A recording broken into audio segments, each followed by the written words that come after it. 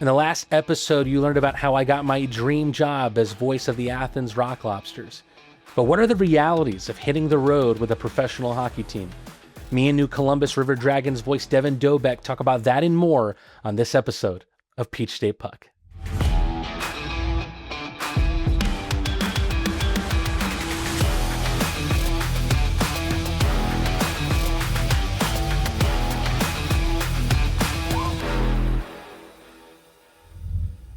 Hello once again, fellow Georgia hockey fans, and welcome back to Peach State Puck. As always, I'm your host, Matteen Rad, and we've got a special episode today where we dive into the realities of traveling with a single-A hockey team. And with that, we'll also have our first guest on the show, new Columbus River Dragons voice, Devin Dobek. He seemed like the perfect person to have. Of course, he's joining the Georgia hockey scene himself, but also in his first two seasons as a pro broadcaster, he's already seen it all at such a young age, and he'll tell us about that in our interview later on in the show. Before we get to the meat of the podcast today, let's talk about some of the recent news that's affecting these Georgia teams and also the leagues that they play in. First off, the PD Ice Cats have been fully approved for the 2026-27 SPHL season. While the Athens Rock Lobsters, who were their fierce rivals in the FPHL last year, might not want to see the Ice Cats again, especially after the way the playoffs ended. I think this is good. I think to have an established rival for the Rock Lobsters going into this new league, into this new season, I think it's going to make for a lot of fun games down the stretch. We talked about how voices around the league and voices that were in the know seemed pretty confident that this was going to get done, and it seems like that has been the case. There's been some more recent developments with the SPHL as well, some new rules that they're moving to. So fans of the Athens Rock Lobsters and the FPHL will know the 3-2-1 point system. They've moved to that, 3 points for every regulation win, 2 for every overtime win, 1 for overtime losses, and 0 for regulation losses. They've also said that every playoff series will be 5 games, and I think that is going to be more of a true competitive test compared to the 3-game format. They're moving to 7-minute overtimes, which I thought was interesting. Obviously, they're trying to end more games without having to go to a shootout, is at least my guess. Feet will get more tired as games go on. They already have the over and back rule in the SPHL, where once a team leaves their defensive zone in overtime, they can't pass back over that same defensive blue line with a pass. If you do, it results in a face-off. They've moved also to a more traditional NHL-like 3-player shootout, moving from 5-player. So instead of having 5 players shoot to decide the shootout, it moves to a minimum of 3.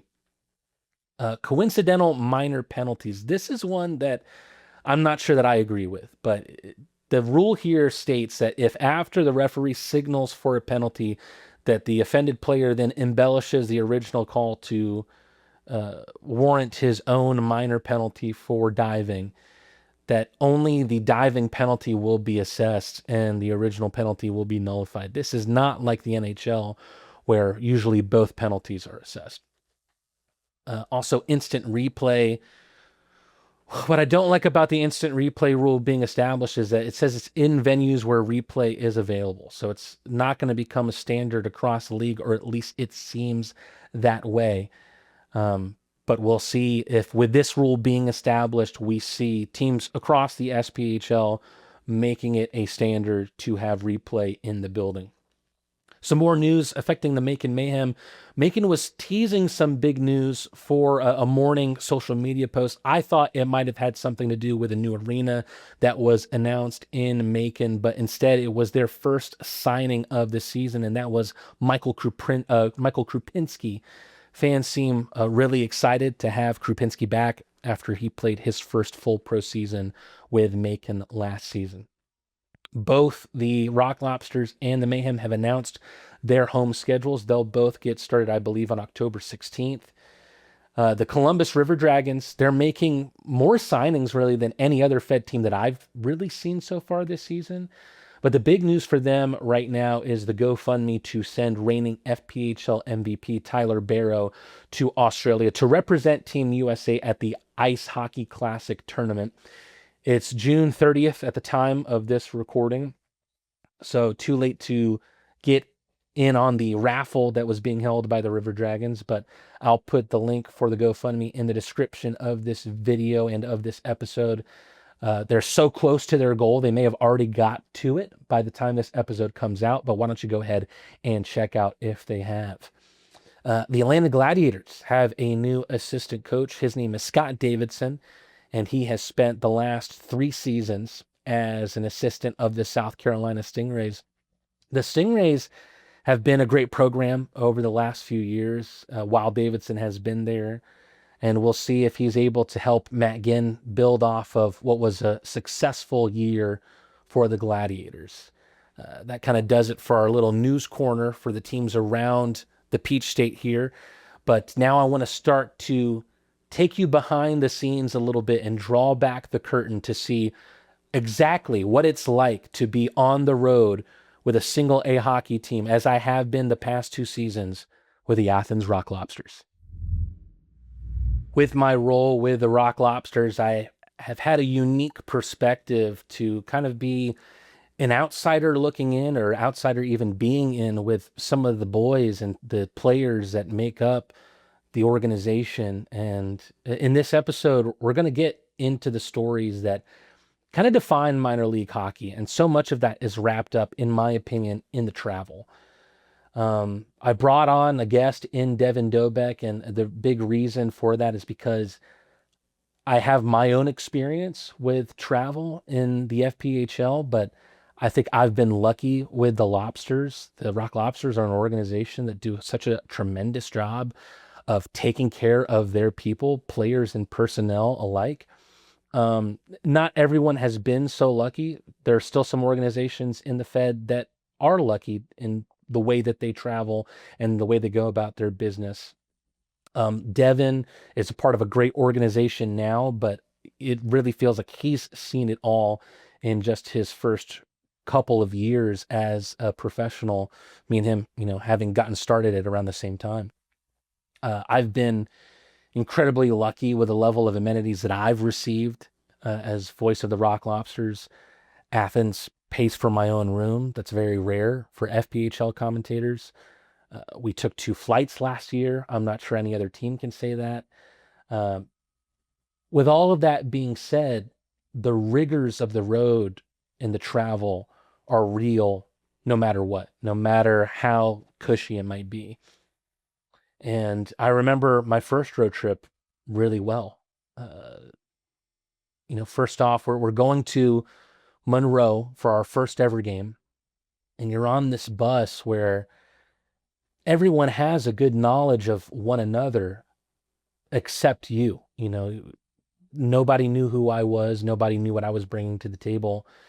And I kind of, in my first few weeks on the job, had kind of had to be a fanboy to try and learn more about these guys and deep dive and Google search and go beyond the Google search to know how to tell an interesting story about the people on the team.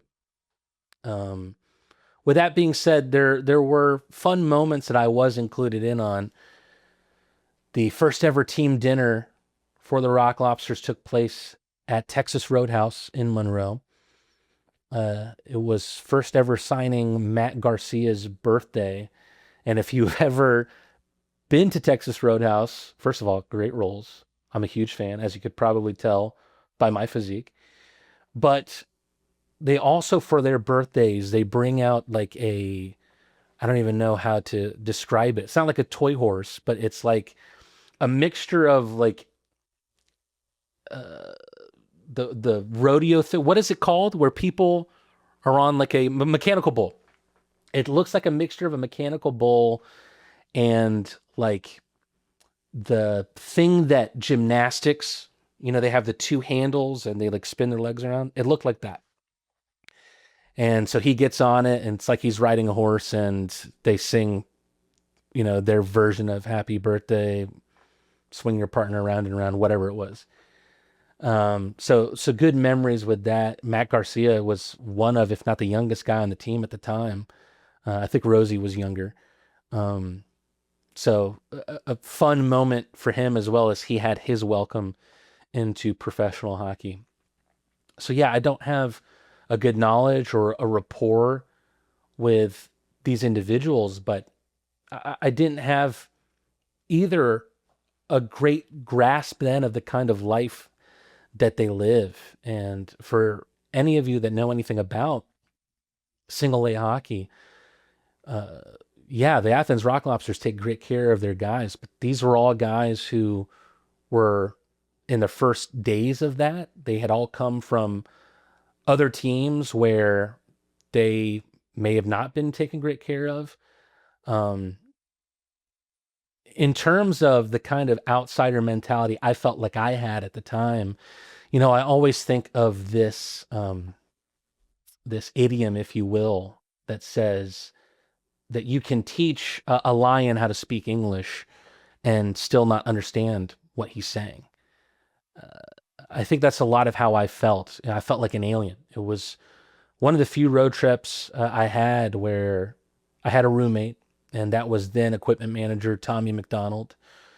I've had the pleasure of running into him since then. He was with Baton Rouge Zydeco sometime last season. Um, and he was going to hang out with the boys because obviously the boys knew him well, as most EQs become ingrained with the team. I hadn't left my room very much at all. Half of that was because I was so nervous, anxious, and scared about that first game and the first broadcast. Was I going to be able to technologically make it happen? Will I have the know-how to make it seem like I know what I'm talking about? None of those things came off. But the other half was because I had this social anxiety being around all these guys for the first time. But the games definitely made up for it. Garrett Milan scoring within 30 seconds of that first game, and then having a overtime thriller after we clobbered them in game one, have an overtime thriller in game two.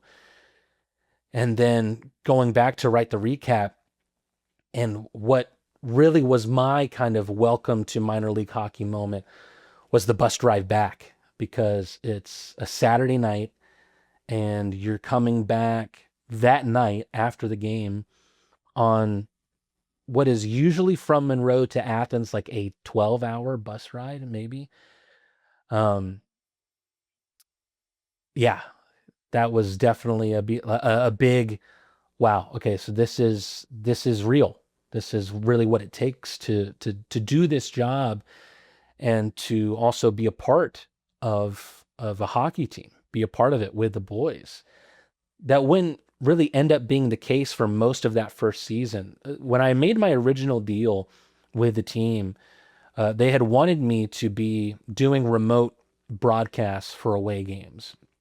After they saw the way the first two games went in Monroe, they wanted me to call more games on the road with the boys, but um, that wasn't always logistically, uh, I wasn't always logistically capable of doing that.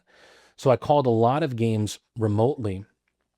And a lot of you may ask, how do you do that? So I call them from this very room that I'm sitting in right now. I have my curved monitor that I use for computer and gaming purposes.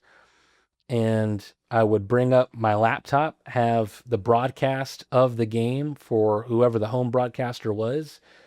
I would mirror that with OBS and basically screenshot that live and then put my own voice over it. And I would still run my own scorebug too, even here in the office. Um, but with that being said, I was very, very glad this past season to be traveling more with the team. And man, that was kind of an interesting experience. The first road trip of this past year, too, was a trip to Indiana, a brand new team in Columbus, Indiana, the Sentinels, who will still be in the FPHL this year. And I'm really not trying to sewer that rink. I think the fans that show up in that rink are fantastic. and the broadcast team that make it all happen were extremely good guys and were accommodating. And I think they do a lot for that building. With that being said, man, the rink in Columbus is just like nothing I had ever seen before. Uh, Back when before Aikens Ford Arena was built, the Rock Lobsters practiced in a rink in Cumming, Georgia. And it was a nicer facility, I believe, than what was in Columbus, what I showed up to in Columbus, Indiana. Um, you're trying to make sure you have all the right information for the guys on the team. So we're about to get on the plane. That was one of our two flights, was to Indiana. And you see a guy who, at least looks like he plays hockey. You ask him his name, his number. And then from that, I'm able to do some more research on my own. Uh, and that was my first real kind of embarrassing travel story as well. So the night after the second game, we've got to get on the bus to go to the airport from Columbus to, I think we must have flown into Indianapolis. And I'm supposed to wake up at, I think it was 4 o'clock in the morning. And I was just going to spray cologne, get on the bus so we can get on the plane. And I wake up kind of naturally. I'm thinking, what time is it? And I look at my phone and visually it's showing that my alarm's going off, but it's making no sound. And so I start rushing. At that point, I get a phone call from Garrett Rutledge, head coach at the time, saying, hey, like, Matteen, where are you at, man? The bus is getting ready to head out. And I was like, I'm coming down right now. And I'm in such a rush, I don't even realize that my phone and wallet, or my keys in my wallet, are still in the hotel room. And I go out the door, and what's in my wallet but my room key? Oh my God. This is making me stressed out. Almost like an episode of The Bear, if you've ever seen that show, just rethinking this moment in my life. And had to rush down to the front desk, get a new card. I'm already running late at this point. So they see me run downstairs, the team, all the boys on the bus, and then see me run back to my hotel room to get my stuff, get my act together to keep it clean. And I get on the bus finally, and there's a very sarcastic "hey" when I get on. And so at that point, I say like an apology to everyone on the bus, but I knew that I was going to have to take it a step further. I needed to be able to show my respect to the veterans of the team, and immediately I approached Carter Shinkarik, captain of the team, and Garrett Milan to just say, hey, I'm really sorry to hold the guys back and even make it a possibility for us being late for our flight, which we had plenty of time, but that's not the point. Still holding the guys up. And Millsy is, such a jocular, jovial kind of guy, but Cap was like, yeah, it's all right, Matteen, but just so you know, usually we'd fine guys for being late to stuff like this. And I said, I want to pay my fine. He goes, all right, will do. So I sent him however much money it was. I think maybe it was $20, $25. And I wanted to be able to show that, not that I was one of the boys, because I don't think you can ever call yourself that unless maybe they call you that. I think it was much more, at least, about being held on the same standard as the boys.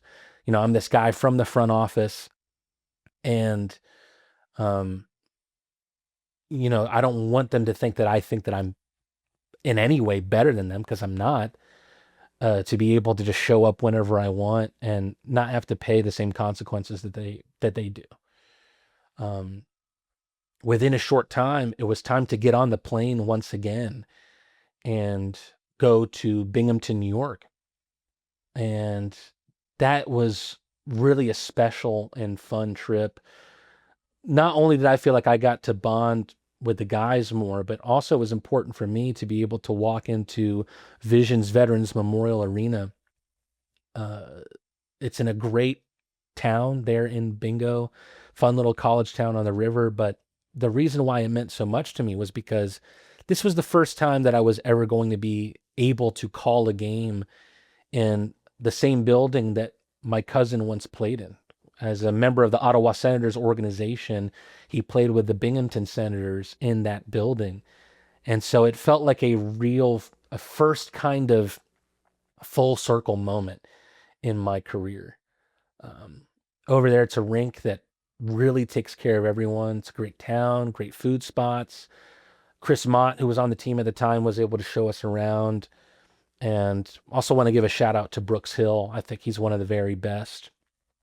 Uh, Took care of us while we were there. And one of my favorite stories was either after game one, maybe it was after game two. And Eric Neely, who is someone who knows the Georgia hockey landscape very well. Now he's played for Macon, the Gladiators, and the Athens Rock Lobsters.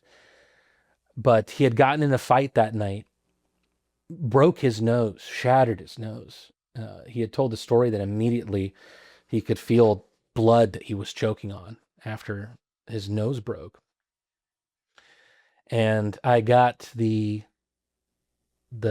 notification, or maybe someone downstairs in the lobby said, "Oh, we're going to Michael Greco's room."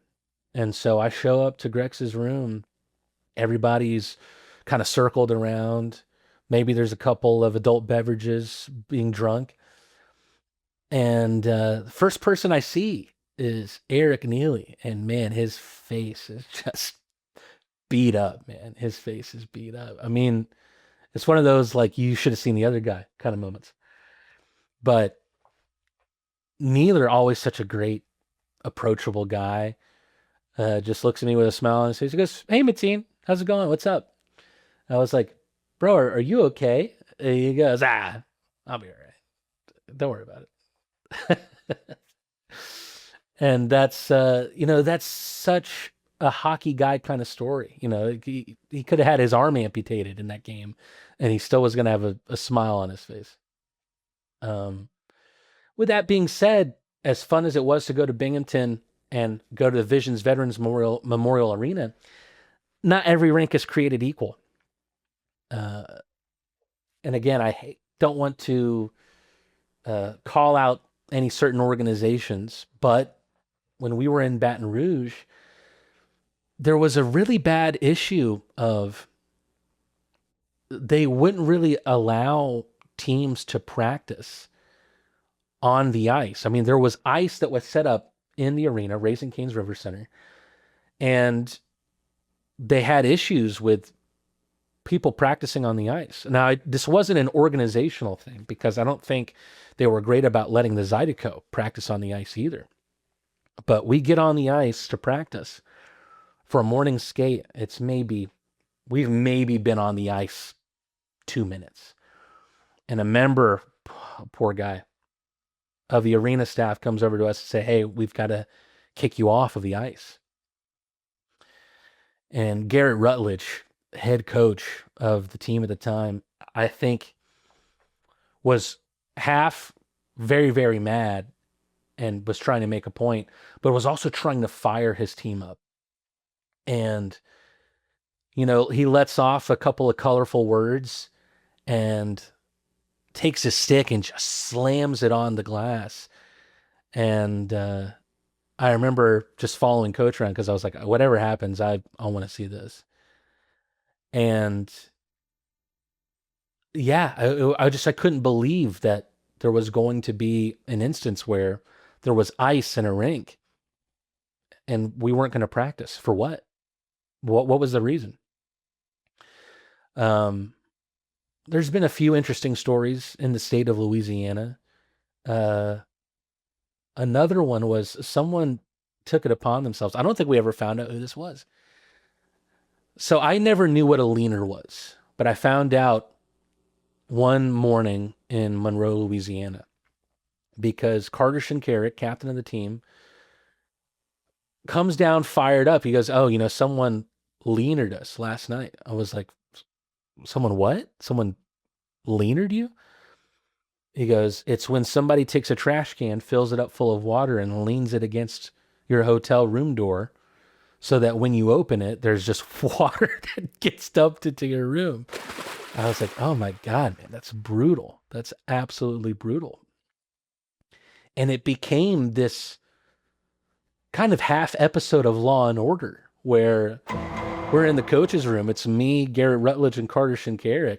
And anytime somebody would walk across the door, we'd call them in and sit them down, swing the overhead light, and be like, what do you know about the leaner that was put up on Shinkarik and Virgili's door last night? Oh, I don't really know anything about that. Interesting. Well, maybe we have to go to every hotel room and see who has their trash can and who doesn't. And without outing the guy, I may have gotten a request later that day. Hey, is there any way I could borrow your hotel trash can? I was like, listen, I'm not going to be the guy who gets the finger pointed at him. That's not going to be me. I've already screwed up back in Indiana. One more great Monroe story to tell. It was where we started in the FPHL, and it's also where we ended. By this point, for the top team in the Continental Division, there was a chance for the Moccasins to leapfrog us, and it really felt like the odds were stacked against us. Garrett Milan, star player and reigning MVP at the time, had suffered an injury. He was not going to play that weekend. We were down some players. The Russians gone for visa issues.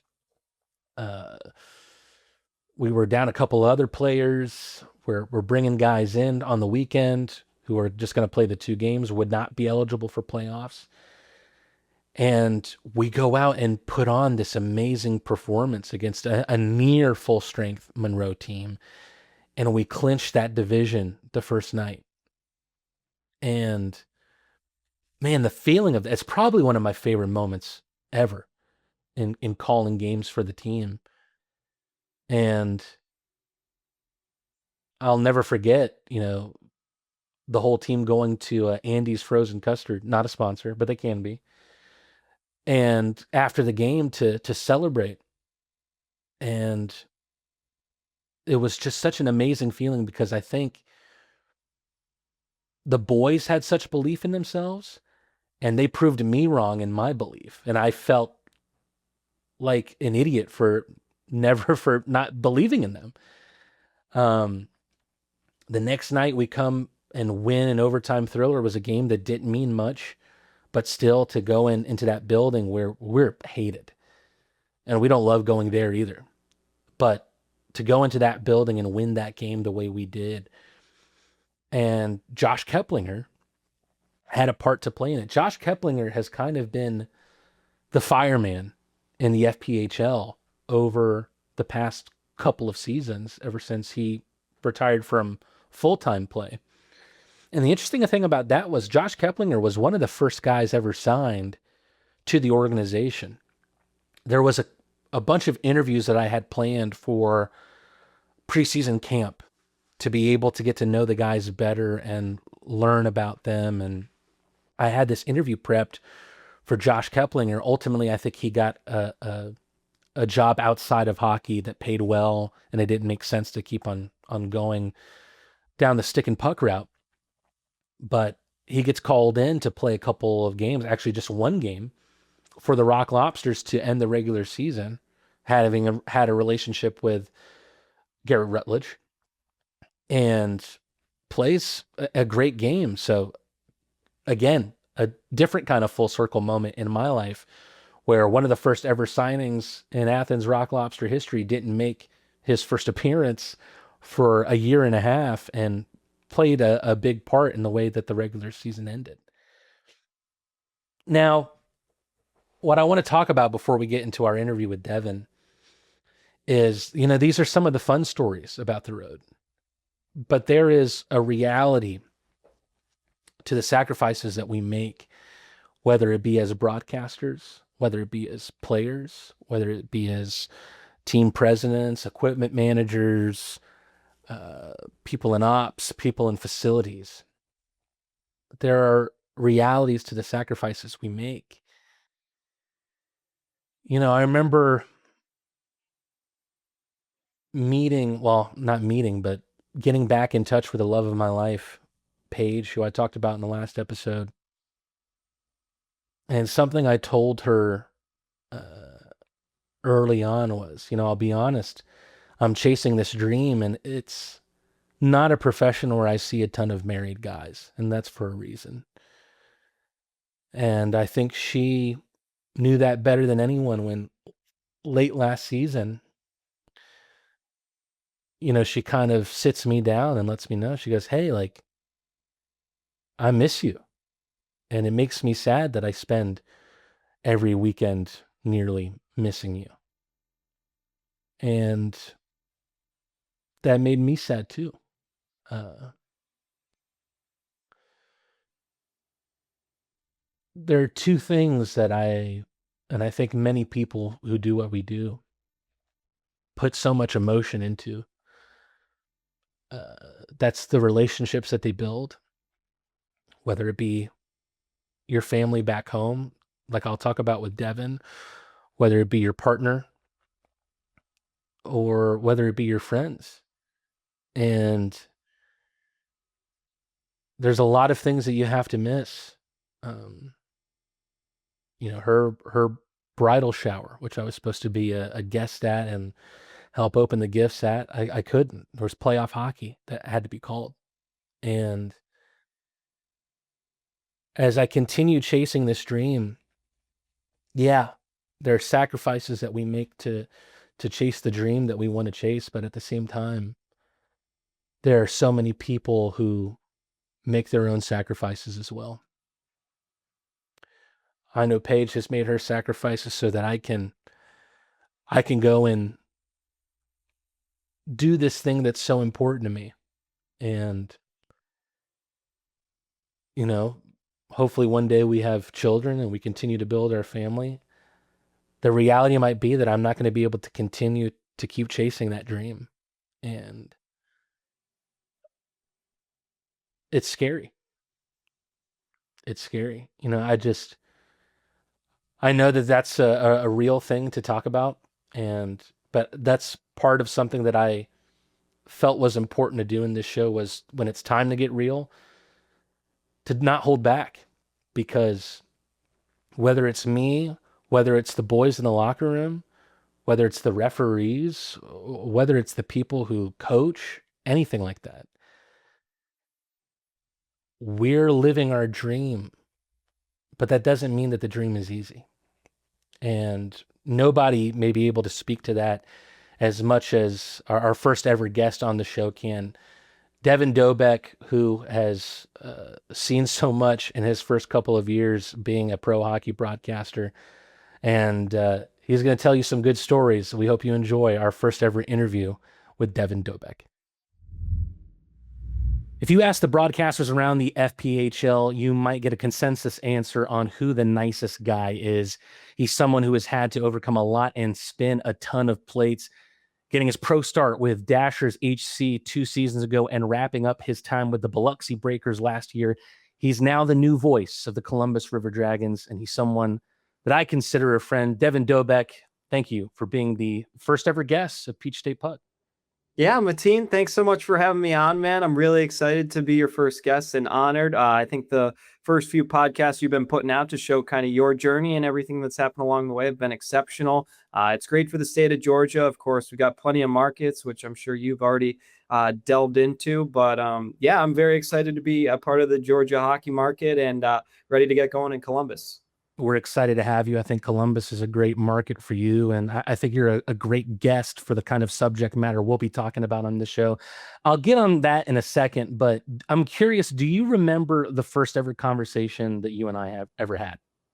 I do. I believe I was at the David S. Palmer Arena in Danville, and you had just taken the job with Athens, and it was relatively late, if I'm not mistaken, when you accepted the position. As far as like proximity to the season, it was close to October, if not quite there, and we just wanted to call and connect, see if you were going to make the trip, and with it being, I think, the first home weekend for us of the season. It just was too much. And but I remember talking to you about kind of the state of the union and everything going on both our plates. Both getting our start at the same time with two different organizations. So just trying to bounce some ideas off each other is what I remember, and trying to see what's going on. I find, Matteen, that in our conversations, you're someone that's very easy to talk to, and someone that you get it. You kind of can see perspectives and where I'm coming from. So it's nice to have some good listening ears to sometimes vent to, or pick a brain. So yeah, that's pretty much what I remember from our first conversation. Well, from what I remember of it, I was trying to figure out, okay, well, this is only our second, it might have been at the time, road trip. Let me go ahead and see if I can get in touch with their broadcaster, and couldn't find a good email for you, couldn't find a good phone number. I went to the Dashers Facebook page, and there was a phone number listed on the Facebook, and I clicked it, went ahead and called the number, and I get a voice saying hello on the other line, and I say, "Hi, I'm looking for the broadcaster Devin Dobek. Is there any way I can get in touch with him?" And you go, "This is he." And I was like, "Wow, it's his number on the Facebook page." I think it just kind of shows really maybe just how many different, we said it earlier on, introducing this interview, but how many plates broadcasters tend to spin, especially in single A hockey. Yeah, you could definitely say that again. Danville was an interesting start. We'll definitely talk a little bit more about that in a few moments. But yeah, it was something that you kind of had to be very self-sufficient early on. My first broadcast in Danville, I guess, because it was when we were playing Athens at home. It was no score bug. It was pretty much a camera and an audio feed coming out of the camera. So it was pretty much bare bones, just enough to call it a stream, I would say. But yeah, you're wearing a bunch of different hats. I remember being involved. I think my title there was the Director of Media and Corporate Partnerships. So I would be involved on the sales side in a market. I'd never heard about the VC Bobcats prior to arriving in Danville. I think that probably would have um, maybe spun my decision a little bit if I'd known about that whole saga and just the state of the union of hockey in Danville. But yeah, you're wearing a lot of hats, sales, you're knocking on doors, you're shaking hands, you're out in the community with the players. I did all of our social media in Danville, and similar to Biloxi, but you are wearing a bunch of hats. Like, I'd love to say I just get to do what I love and call games, but the reality is I'm working around the clock. It seems like 18 hours, 7 days a week. When I'm not sleeping, you're always on call and ready to go for any transactions or things pending. And yeah, it's a grind, but it's why we love it. And it's great to get that experience organically. And definitely it's helped me build to where I am today.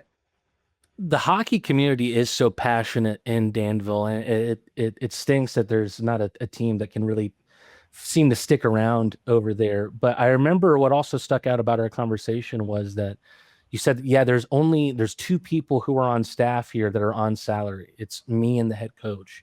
And I think that shows a lot of the reality as well of so many organizations are trying to walk the tightrope. And it also kind of leads me to why I wanted to have you on this show and on this episode, because I know I have my own stories of the road and of the job, but as well as I do that everyone that does what we do has a different perspective. First, as you've already covered, you walked into an interesting situation in Danville. How did getting that first pro sports job come about? So I graduated from UMass. I went to UMass Amherst. I actually went to school for business, but by the time all was said and done, I was the director of the student radio station there.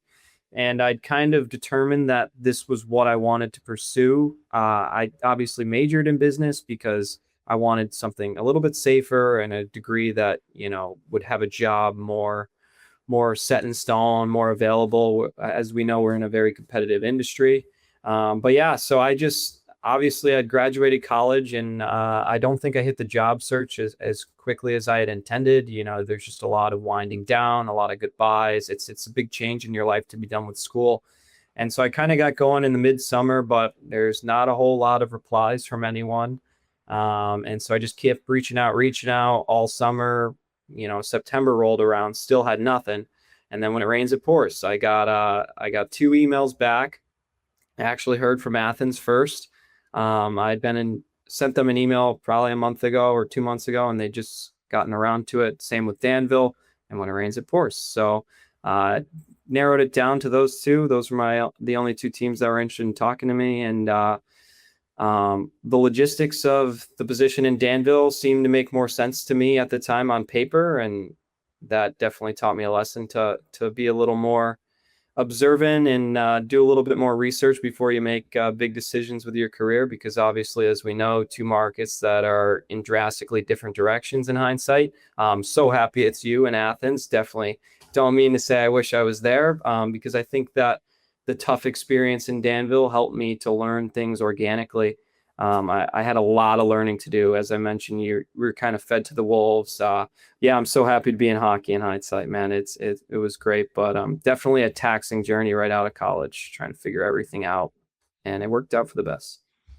I love those moments that are, you know, so poetic in the sense that everything does happen for a reason. And yeah, me and you have joked a lot about maybe you haven't called or had the opportunity to call a lot of wins in your career, but you've been a lot of the shining aspects, in my opinion, of the organizations you've been a part of. And I'm excited for you in that you get to be more of the heartbeat in Columbus, but has the River Dragons organization is a great functioning body around that heart as well. We'll get more to the Columbus job and how that came about, but this episode is all about being on the road. What was the status quo for the Dashers in the level of travel, whether it be transportation, lodging, amenities, etc.? I'm going to shock you, Matteen. I'm going to shock you, and I'm going to say a blanket statement right now. Better than Biloxi is what I'll say. So I think a lot of people might not have expected that, but yeah, it was with the Dashers. I would say I remember like getting ready for our first road trip. We were headed to Watertown, and everybody was saying like, "Yeah, these things break down all the time." And I was like, "Yeah, okay." Like everybody be negative. The sky's falling. It's like whatever. So we went there and back, no problem. It's like whatever. And then either our second or third road trip, we went down to Baton Rouge, and yeah, well and behold, the bus something went wrong. These are all 1980 buses, so. They're just they're old, and a lot of things are subject to busting or breaking, and that's exactly what happened. So I would say they did their best to try and keep the bus intact, but towards the back half of the season, it was kind of a 50-50 on if we were traveling in a bus or in vans. And then from that point, a 50-50 chance of if we're on the bus, is it going to break down? And definitely a lot of travel stories that I'd love to get into too. But some unique experiences on the road in the first two seasons for me professionally, for sure. But definitely more so a bus and van situation down the stretch that was pretty status quo. The hotels were decent. I have nothing really much to complain about. It's a place to hang your hat. We weren't staying at the Ritz-Carlton, but we also weren't staying at the Super 8 often. That we might have mixed one or two in there, but yeah, the travel accommodations, it was honestly different every time. So it really just depended on the week and how everything was going. But I'd say in Danville, we probably had 4 or 5 bus breakdowns, and then probably another 2 stoppages for other reasons that we'll talk about. Something, we're talking about the road right now, I know, but talking about being at home, if you will, something that I sometimes fail to consider because I am a local guy is that broadcasters like us are staying in team lodging. Uh, was that the case for you? And if so, what was that experience like being a part of the team house where the boys were staying? It I've been a part of the team housing for both my first 2 seasons.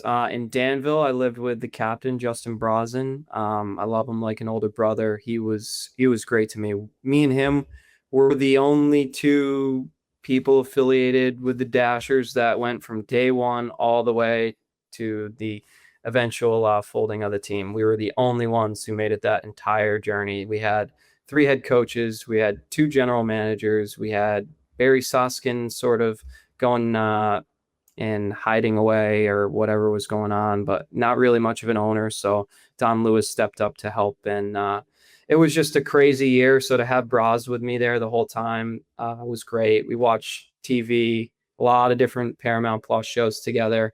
Anytime I would be getting home from the office or whatever we had going on that afternoon, community event or something, we were just firing right into a show, fire off three or four. And that was our thing. Love watching TV, love watching games, all football games. But it was great living with Braz as someone, he's an old man. He's 36, 37. I was 22 at the time. So it's definitely a different age dynamic. And I don't know if you ever looked up picture of Justin Brazen, but when I learned he was going to be my roommate, I thought he might kill me because he's a pretty intimidating looking guy, but he's also one of the nicest and most genuine people I've ever met. So it was great. I'm so fortunate that he was able to be with me that entire time because it was a taxing year. It was difficult, but we made the most of it. We went out on hikes. We would keep ourselves busy, play golf when it started to warm up in Illinois. So it's great with Braz. And then in Biloxi, had a handful of different roommates, but the ones that were pretty much there the whole year was our equipment manager, Mikey Roy. He's a piece of work. He's one of the funniest individuals I've ever met. And he was my direct roommate. And Danville, I had my own room. Braz had his own room. And then we had kind of, a typical apartment living room and a kitchen. But in Biloxi, the apartments were brand new. Like we were the first ones in there, but it would be four guys into 2-bedroom apartments. So it was a little bit crammed. It was kind of like more college style. But I lived with Mikey for just about the entire year. Another guy, Biloxi only had 2 players make it from training camp to the end. So Mikey was another guy that I was fortunate to have because he was a constant. And when you're going through, all the weeds of a long hockey season, it's nice to have someone who can relate to you. And that was Mikey. I lived with Carter Thornton too. He was the other one in there. And I think he cleared out some space for himself. It might've been a rookie in there with him who was asked to leave. So it was the 3 of us by and large for the majority of the year. Brandon Lucchese was in there too. A lot of good memories, a lot of good stories. But yeah, it was crazy to see because all of us lived in one complex, whereas in Danville, there was 3 different areas. So it was crazy to see. I think we had over 60 guys come in and out of there. The only ones that were there the whole year were Garrett Johnson, who was our, for majority of the season, our backup goaltender. Didn't see too much time, but one of the greatest guys I've ever met. Absolutely deserves a shot somewhere. I hope he gets it. Played well in the couple games down the stretch. And then Trey Fisher, who rose to be our assistant captain. He was another guy who made it from camp all the way to the end. So yeah, I've only seen 3 guys do it, which is not how it should be. And I know I just kind of rambled on there a bit, but pretty loaded question. There was all kinds of things going on at the living situation. It's funny. You talk about browsing over at Danville and him being the captain and being a roommate. I don't know if fans would guess or not just how much it really feels like captains can, or maybe in other instances cannot, set the tone of how guys are treated, how guys are welcomed in, and are also somewhat in control of what the general locker room vibe is. I was really lucky to have Carter Shinkarik the whole time that I've been in the organization. To my understanding, you're getting a great one in Kirk Underwood. Captain Kirk is someone that I've heard is one of the best guys in the Fed, and hopefully you're going to have a similar relationship with him as well. Yeah, I've gotten the chance to talk with Kirk. I've been doing some work. I'm in Cape Cod, Mass right now. So obviously I'm not boots on the ground in Columbus until September, but been having a few calls with Kirk. We got some really exciting ideas and stuff. And he's a go-getter. He was crushing it today. Had a couple big corporate sponsorships off. So yeah, Kirk's been great. He's great to learn from. Very personable guy. Very, I don't want to say laid back, but he's someone who understands kind of just how my schedule's pretty busy right now. And he's just trying to take all that he can get from what I can provide with the time I have. So he's been great. Definitely looking forward to meeting him in person and working with him. Going back to the beginning for you, you're coming from your college experience, and I know that you had a little bit of, I believe, summer league baseball experience as well. Is there a singular moment that stuck out to you that this is my welcome to minor league hockey moment, if you can recall one? Well, I think I kind of wanted to, I kind of went a little off the rails. I feel like I should tell some of the travel stories just because those are kind of the welcome to minor league hockey. Um, I mean, there's been some unique experiences. I think it was like game 6. We were going to Binghamton. This was with Danville, and the bus had broken down the week prior with Baton Rouge, or what I had alluded to earlier. Well, actually, let's start there. The first time the bus broke down, we were stuck in Jackson, Mississippi with all the Dashers. And I remember like our head coach, AJ Tesserero at the time, like hoisting players over fences so we could like get across the highway and like go get something to eat because we were literally stranded in the middle of nowhere. There was a local guy that like came up to us and provided some pretty good laughs. He was joking around, but yeah, that was crazy. We were stuck there for 2 or 3 days. Circling back, I got to tell definitely this one travel story. I've got a million because, as I mentioned, I've been on probably 7 or 8 buses that have broken down. But so we're driving vans to Binghamton after the bus had broken down the week prior. And all of a sudden, I'm in the car with Ricky Regala. I'm not sure if he's still playing, but there's kind of a parade of, players either driving cars or in cars going. I'm driving. Anyways, we see this car in the middle of the highway. Like it's 2-lane highway going, whatever bound. And there's this car like splitting the dotted line, like with its hazards on in the middle of the road. So we're like, what the heck is going on? So we pull off to the side, and this car is absolutely like the whole front. It's a truck actually. It was a big old truck with a grill destroyed. Absolutely like the whole front completely destroyed. So we're trying to like figure out if we can help. And so we start getting, there was an infant in the car. So the players like helped get her, and there was 3 other women uh, at various ages in the car. So we helped get them out. We put them in our vans because mind you, it was like 20 degrees. Uh, so it was freezing, and they had an infant just got in a huge accident. So we're like, what? But like nothing, this doesn't make sense. And so, anyways, after we get them in the car so they can stay warm and we can wait for some more help, we learn that they hit a bear. And so, which is funny because we're going to Binghamton too. But so, anyways, we're like, oh my goodness. And then one of the players all of a sudden goes, it's right there. And so that was Zach DeMars. I'll never forget it. And there's a bear laying on its back down in like the roadside ditch because I guess they kind of stung the bear, which it looks like they got the worst of it. And then the bear kind of wandered off with whatever it had left. And so he goes, let's go like see if it's alive. And I was like thinking to myself, what? Why are we doing that? I was like, I'm not going over there. And he's like, I'm going to go take a selfie with it. And sure enough, he walked over. I was waiting for this massive bear to get up, man. But yeah, I stayed probably, the closest I got was probably 30 or 40 yards away because if that thing got up, we were all smoked. But yeah, a couple of the players took the liberty of going and taking some selfies with the bear on the side of the road. The cops came. The truck obviously was pretty banged up, but everybody somehow was okay in the car, including the infant, which was great. But I would say that was probably the wildest travel story. We also got pulled over a couple of times because like the bus wouldn't have plates. We had to wait at a rest stop for 10 hours for some legal, reason. Yeah, Danville. Nothing's beating the bear story anyway, man. I mean, Yeah, you no, set that nothing. up as a crazy story, and I don't think anything is beating that. Yeah, that was nuts. I definitely couldn't believe it. Getting pulled over was pretty funny too at like 4 in the morning and having to like, yeah, we've had tires pop. There's always something that happens goes wrong in the Fed, but it's just the nature of the beast.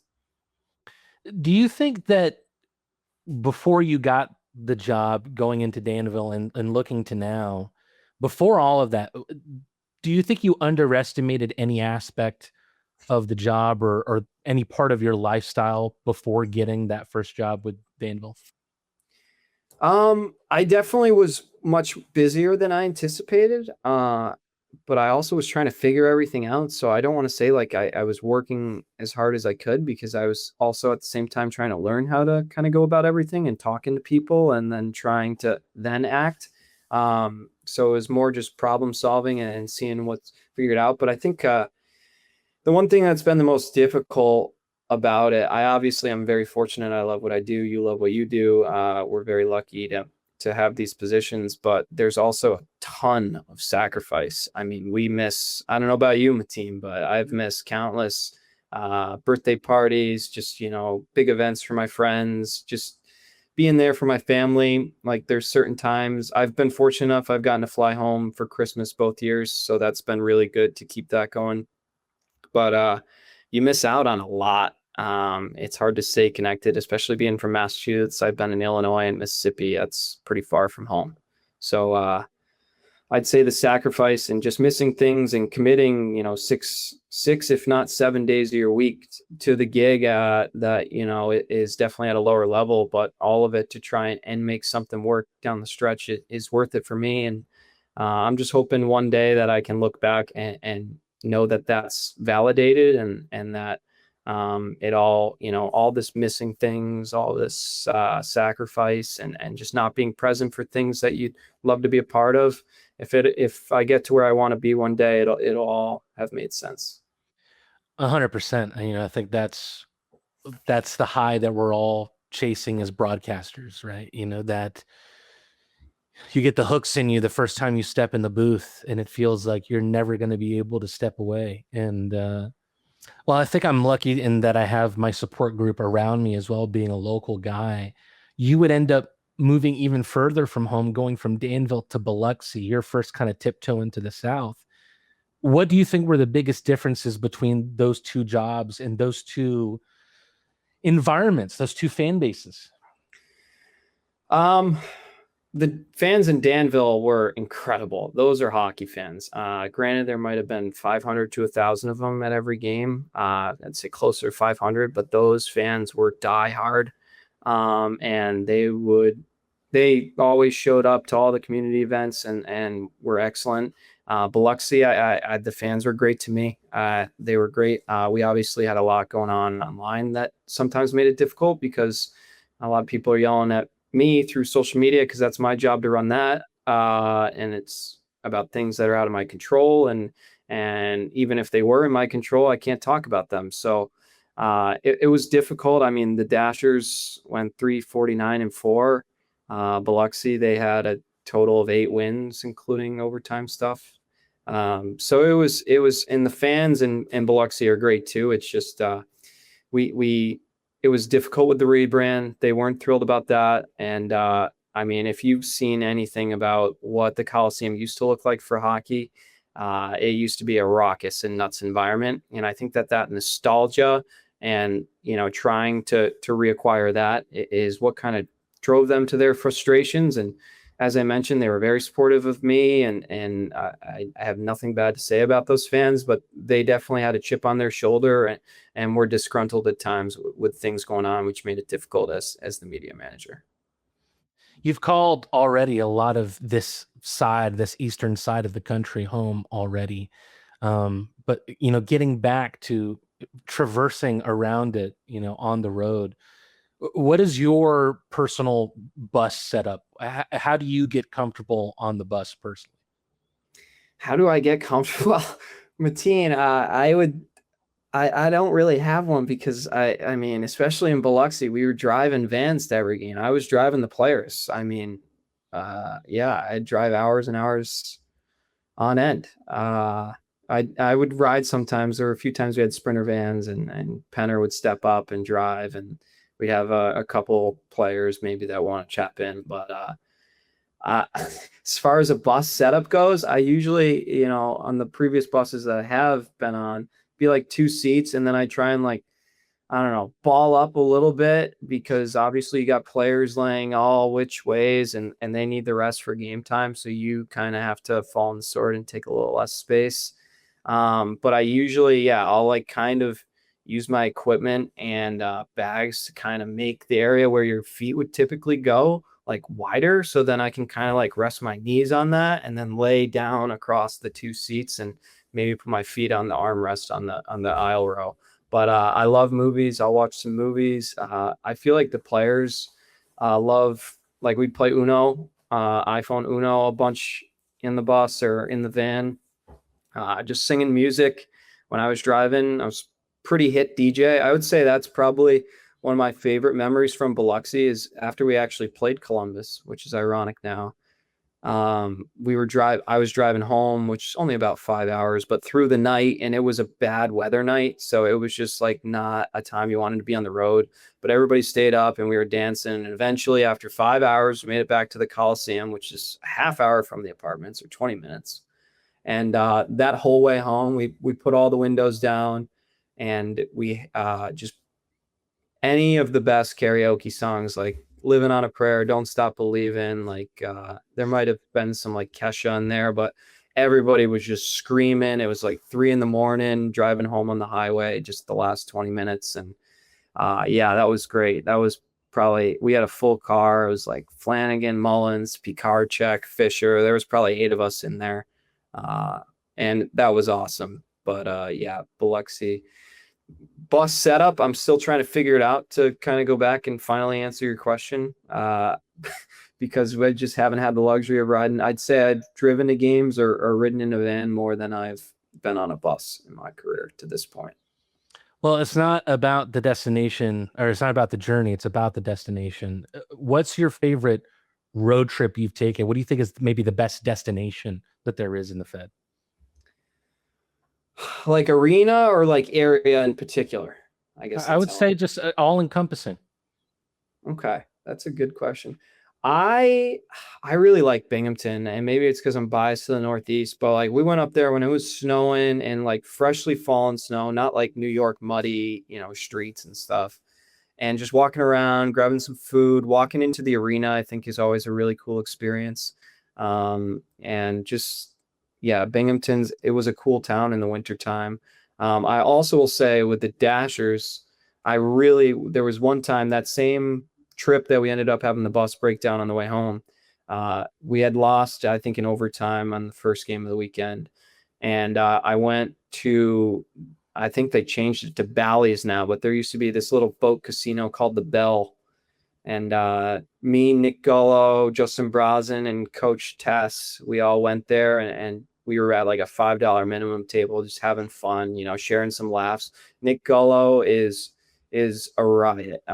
He would also like, we'd have blackjack nights like at the apartments, which was really cool. The camaraderie amongst these teams, granted, 11 wins out of 112 games that I've been a part of for my respective teams, but the camaraderie has always been excellent. Like I wouldn't trade that for the world.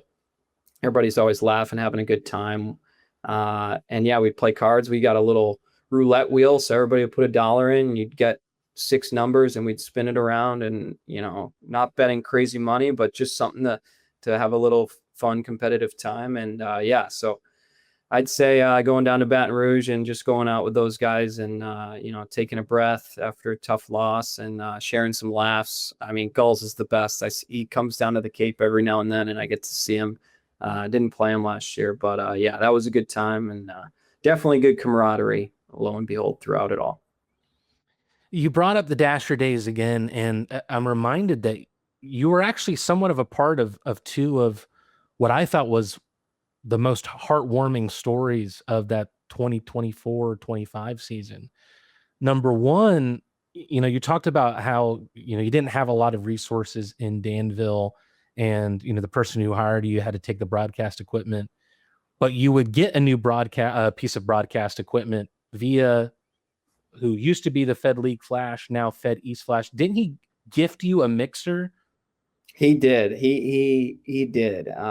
Gary is great. I'm actually getting ready. I'm excited. I'm going to join him on one of his shows coming up, the Fed Face Off. But he's been great to me. And he's always, he likes to know what's going on. But it's so great to have someone who takes pride in the FPHL and he busts his butt to cover the league. And I think what he does is great. Some people may not always agree with him, but I think that by and large, he's usually pretty accurate with what he's saying. Obviously, there's a few times that you get conflicting information, but Gary's coverage of the league is great. And yeah, he literally, I'm not sure how I got on it. He might have just been asking how things were going. And I was like, I'm in this situation. And he just stepped right up and said, "Hey, I've got one. I'll send it to you." And it worked like a charm up until Biloxi for some reason. Then it stopped working. I think it might have been the computer, but I had to get another mixer going there. But yeah, Gary stepped right up and sent me that, which was really cool. So we could have the broadcast. And I think every week we got a little bit better, and having that mixer from Gary was a huge part of that. The other story that I was reminded of was, and let me see if I can remember the details as well as I can.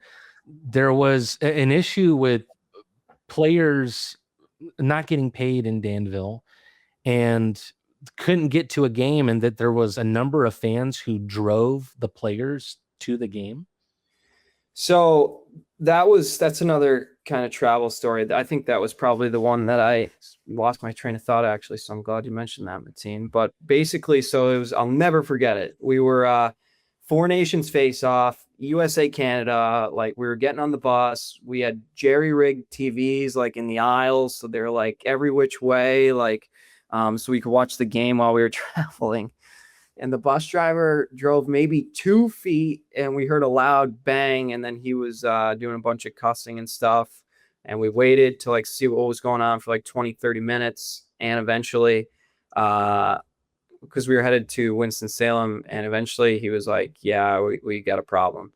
And it was also like 0 degrees, so I think that it just really wasn't running. And then when we tried to just go off cold engine, it was not good.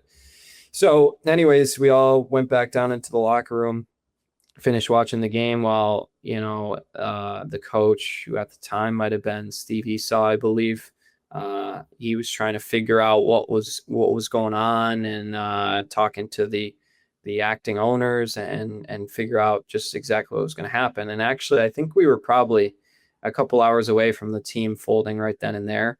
But eventually the players were like, "We're not driving ourselves." It had been a long year, so like they weren't being unreasonable. They just kind of, that was it for a lot of them, especially the guys that had been there for a lot of games. Like we're not driving to Carolina from Illinois, like themselves driving.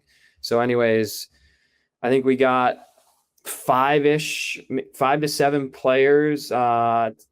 It was mostly newer guys who just wanted kind of the pro experience and were less disgruntled, didn't really know what was going on throughout the entire year. And they eventually went. And I'm not sure if it was fans who drove, but they drove, and the players got down there, and a bunch of Winston-Salem locals suited up for us as well. It was a long weekend. I didn't make the trip. I did the games remote in Danville, but yeah, it was wild. It was not good. Things were tense, but credit to everybody stepping up and helping us get the minimum amount of guys down there that we needed. And we played the games. We got outscored 20-1. But Yasuke Jumanji's first pro goal was there, so something I'll never forget. I was so happy for the guy. But yeah, it was something else. I will say after that point, because the players, this was into February at this point, and the players were starting to let some of the skeletons out of the closet with not necessarily bad things that were going on, but more the conditions, which some were bad. And then you had a bunch of care packages that were sent over, food, gift cards, all kinds of things. Binghamton and Carolina in particular were the two fan bases that come to mind that stepped up and really helped us out, and just showed their support. They were loading buses. Fed Flash was there too. Gary helping us load the buses. I took him to meet the team just because I was very appreciative of the soundboard gesture, and I know how passionate Gary is. So I asked if he'd like to come down the locker room, and met some of the guys, and they signed a shirt for him, which he's got that American flag dasher shirt. So that was pretty cool that they could do that for him. And then he helped us load up, and that was it. But yeah, we've had, it was an interesting year. but yeah, the fans support definitely has made things a lot easier in both Danville and Biloxi. As I mentioned, I really want to go back to that.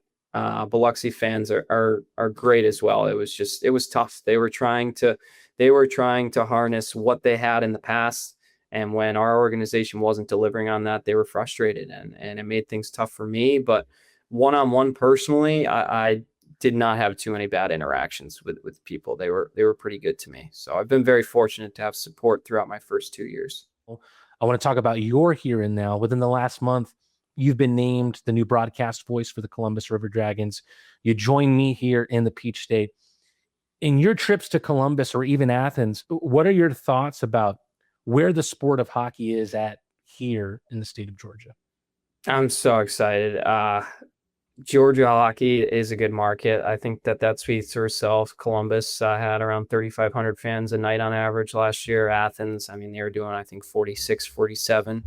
And yeah, it stinks that the Atlanta Thrashers are gone, over a decade now. But I think that seeing all these smaller teams in different leagues start to pop up, you got the Gladiators too, the Augusta Lynx are coming in. So it seems to be really taking off. But yeah, going to Columbus, I'm very excited to be a part of that. I remember being heckled, walking out the back door by all their passionate fans who just, want to do anything they can to get an edge. And I don't think I look much like a player, but they were giving it to me. So it's cool that I'm going to be a part of that passionate fan base. And I'm so excited to be headed to Georgia. Well, I think you could fake the profile of a player a little bit better than I can. I know the cities of Danville and Biloxi, they had, I guess, hockey broadcasters before you, but with the freshness of both of those organizations you worked for, you still had the chance to kind of carve out something that was completely your own. And now you walk into Columbus, which, in my opinion, has a history of some great broadcasters. Do you think that will impact the way you go into that role at all?